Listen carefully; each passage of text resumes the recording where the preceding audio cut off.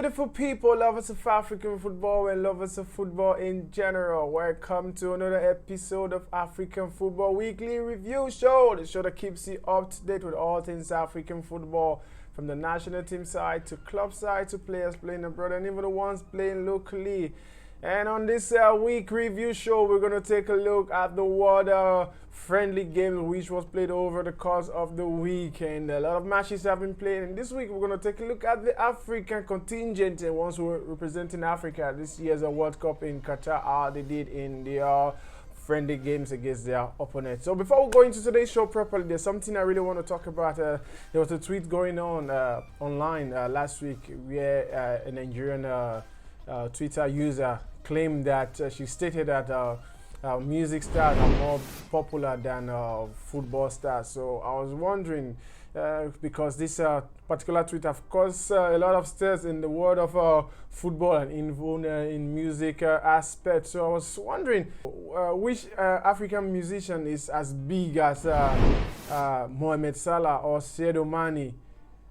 I'm just curious to know, do you really think music stars are popular than football stars? Let me know in the comment section. I really want to hear from you guys. So we go into today's show proper. First, we're going to take a look at the news that broke over the week. Where our own John Mike Obi, the former Super Eagles captain, has retired from playing career after a long 18 years career. John Mike Obi, the former Nigeria captain, has decided to hang his boot at the age of 35. John Mike Obi went on to say a lot of things in a statement. He reads, there's a saying, all good things must come to an end. For my professional football career, that day is today. I look at the past 20 years of my career and I must say I'm very satisfied with all that have been able to achieve. Mike Obi went on to say, this is not a goodbye, it's just the start of a new journey, another chapter in my life, and I look forward to the future. Mike Obi, earlier in his career, was voted as a runner-up to Lionel Messi at the 2005 FIFA Under-20 World Cup. Mike Obi also went on to win the AFCON with Nigerian national team, and also represented Nigeria in a total of 91 times. To say big congratulations to John Mike Obi, and we wish you all the best in whatever you're going to do in the future. And we move on to the other news where a lot of African teams were involved, a lot of African countries were involved in the World Cup friendly. But we're going to take a look at the 5 African countries that were representing Africa at this year's FIFA 2022 World Cup in Qatar. A lot of matches, some boring matches, some woeful performance and some impressive performance. But first off, we're going to take a look at the match between Tunisia. Tunisia played 2 friendly over the course of the week. Tunisia's first match was against Comoros. We had defeated Comoros by 1-0 in the closed-off friendly, which was played in France. The goal was scored by striker Tari Yassini, who just returned from suspension. He was suspended for doping, and he has returned back and scored the only goal in that game to give them a 1-0 win over Comoros. And the next match between Brazil and Tunisia ended in a 5-1 humiliation. This match, there's really nothing spectacular about this match, I would say, in regards to the Tunisia performance in this game, because I feel if they have to do well in this year's World Cup, they really need to cut off some of their discipline and how they portray themselves in this game, because they were actually humiliated. Although they went down to 10 men, but I'm not giving an excuse because of that, because their poor acting actually saw them being red carded in the match, and it was actually just 3-1 before they even got the red card in the game. Although they started well, but they need to buckle up and fix their discipline. And Tunisia will be opening their first match at the FIFA 2022 World Cup, where they will take on Denmark on the 22nd of November and Australia on the 26th, before taking on world champion France on the 30th of November 2022. And moving on to the match between Bolivia versus Senegal. Senegal impressed against the South American opponents, where they defeated them by 2-0. Goal was scored by Sadio Mane, and Boulaye Diaw scored the 2 goals to give to Senegal a very impressive 2-0 win over Bolivia. The Senegal really, how will I put it? Senegal are one of the teams that we have tipped to do well in this year's FIFA World Cup. Looking at the group which they find themselves, which is not too difficult, and they're also the African champions, and they are trying their best to get a good team ready for this year's World Cup. So they defeated Bolivia by 2-0. But the second match between Iran, that match ended in a 1-1 draw. I don't know if Senegal were thinking in that match is a walkover for them and just remove the foot from the pedal, but they were shocked. They were shocked by Iran. Iran ended that match with a 1-1 draw, and Senegal will be going into the World Cup with a 1-1 draw, and hopefully they're going to put their hands together and take a lesson from this match. Never underrate your opponent. Senegal, we're keeping our fingers crossed. Senegal will play Netherlands in their opening match in FIFA at the FIFA 2022 World Cup, followed with a clash against Ecuador.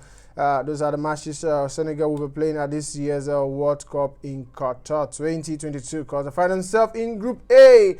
And also the match between Morocco, where Morocco produced a very impressive performance against Chile and Paraguay. Morocco produced this performance by defeating Chile, the South American opponent, by 2-0.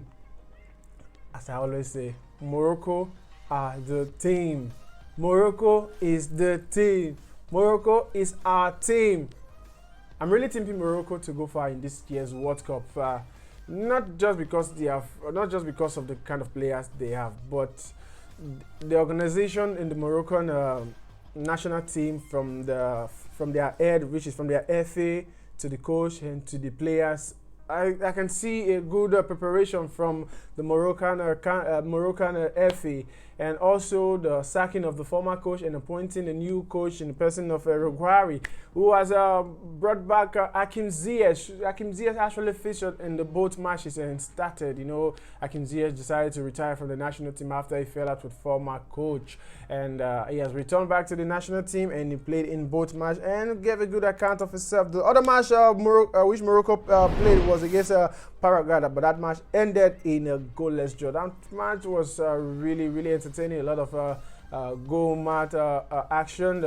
I think Morocco had about 11 attempts on goal in that match, but the match ended in a goalless draw. So we're keeping our fingers crossed, and hopefully Morocco is going to make African pride as this year's FIFA 2022 World Cup. We had to find themselves alongside Belgium, Canada, and Croatia in Group F. Cameroon. What do we have to say about Cameroon?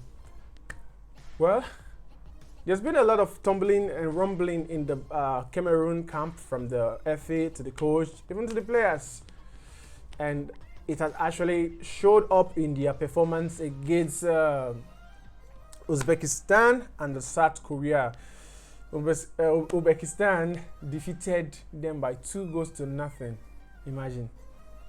Well, I'm not going to underrate any country.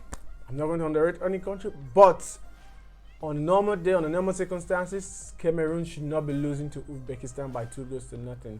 Apart from losing the game, I'm not even concerned about the score line of this particular game. I'm concerned about the actual performance of the Cameroonian national team, because they really didn't give a good account of themselves. And if you're going to represent Africa this year as a FIFA World Cup in Qatar, you really need to start showing up in this kind of games, so we as Africans can see something to say, yes, we have a team, we have a country that will be representing us at this year's FIFA World Cup in Qatar. But though they tried in the second match against South Korea, where they also lost by 1-0 in that match, but the performance this time was a little bit better than the one against Uzbekistan. They lost by 1-0, but they tried in this game, and also during the course of this week, the Brentford striker Brian Mbeumo, who plays for Brentford, made his debut for the Cameroonian national team. So he will be part of the team that will be representing Africa, the Cameroon,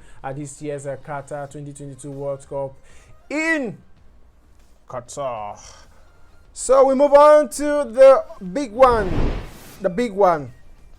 Ghana.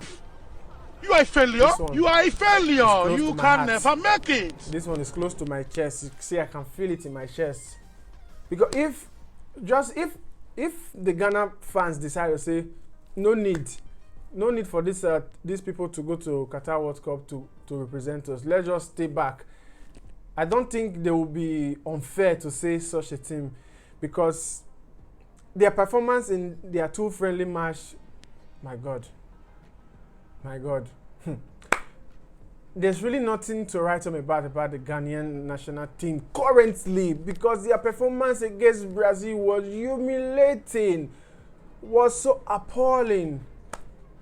Is there any adjective I can use to quantify how they played? You're humiliated. Apart from being humiliated, there was no pattern of play. You're just sitting back, allowing the Brazilian to play around them like pegs. Okay, but I just have to keep my fingers crossed and just find excuse, because I think if Thomas Partey was playing in this match, I don't think the emulation will be that obvious for all to see. But Thomas Partey currently now is becoming a liability to the national team, in the sense that he's not always available when we need him in the national team, always injured. I think we should be moving on from Thomas Partey and looking for other players from the Ghana League. There are a lot of good players in the Ghana League, even the ones abroad. There are a lot of good players who can play in that position. And I think Adu should be looking more on the Ghana League to see if they can get a good holding midfielder for the Ghana national team, because from the team I saw that played against Brazil and Nicaragua, and even the Nicaragua match, they won by 1-0, but oh my God. Just keeping our fingers crossed and hoping Ghana is going to do this year's World Cup, because currently what they are playing right now, the kind of football they are playing, is not encouraging, it's not entertaining, it's not giving us any vibe as to having confidence of going into this year's World Cup in Qatar. So, but we're keeping our fingers crossed, and hopefully Thomas Partey is fit for this year's World Cup, and we're going to do well. Ghana will play their opening match against Switzerland in Dubai on the 17th of November before taking on Portugal. And Ghana still have one more friendly match to play. I beg your pardon. Ghana still have one more friendly match to play on the 17th of November. That will be against Switzerland. That match will be played in Dubai. So hopefully this match is going to give us a good look on the team we're going to expect and how they're going to perform at this year's World Cup in Qatar. So Ghana will be playing their opening game against Portugal and before taking on South Korea and Uruguay, and find themselves in Group H. So keeping a finger crossed. Ghana, yeah! I hope you guys are going to do us proud at this year's World Cup in Qatar. And we're going to take a look. That's the 5 countries that we're representing Africa at this year's FIFA 2022 World Cup. So I just want to talk about the match between Algeria versus Nigeria. Although these two countries, they didn't qualify for the World Cup. The last time I was asking, why are they playing a friendly match if you didn't qualify for this year's World Cup, you're playing a friendly match. For what reason? And you can see during the course of this friendly, Leicester Star, in the person of Wilfred, indeed he had an injury because of this friendly match. Nothing to say. But that match ended in a 2-1 win for Algeria as they continued their impressive winning streak against the Super Eagles of Nigeria. Therin Mofe opened the scoring for the Super Eagles in the 9th minute of the game before being pegged back by Riyad Mahrez's penalty in the 41 minutes before Yusuf Attal scored a winning goal in that match as they ran away with a 2-0 win in that match against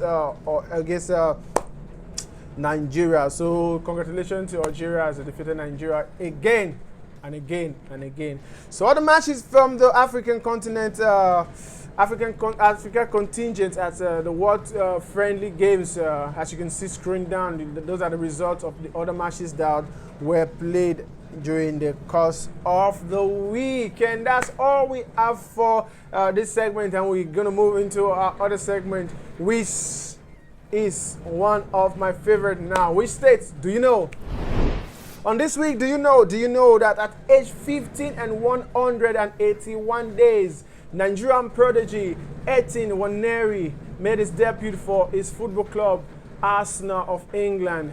And while making that debut, he has won as much trophy as Tottenham and England striker Harry Kane. Now you know. And that's all we have for you guys on this week African Weekly Football Review Show. You know, the show that keeps you up to date with all things African football.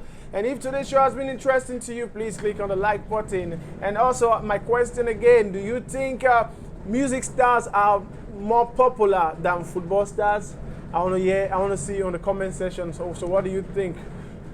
That's all, guys. Like this video, put your comments there. And if you're new to the channel, please subscribe. We are clicking up. We are going up to 1,000 very soon. And with your help, we're going to click 1,000. So till I meet you again, I say God bless you and stay safe.